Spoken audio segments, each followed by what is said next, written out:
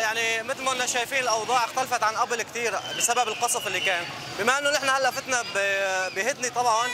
كاول رمضان بيجي بالهدنه، فاختلفت كثير عنا الاسواق، يعني ما بقى حدا كان الصراحه يامن ينزل على السوق ابدا، فهلا كل العالم عم تنزل وعم تشتري، لحتى في عنا محلات كثيره كانت هون بسوق الخضره صاحبينا ما يقدروا يشتغلوا فيها، بسطات ما كانت تنزل، فالصراحه هلا بضمن الهدنه نزلت العالم والمحلات زبطوا اصحابها زبطوا محلاتهم، العالم كلها نزلت على طبعا لتشتري حاجات رمضان.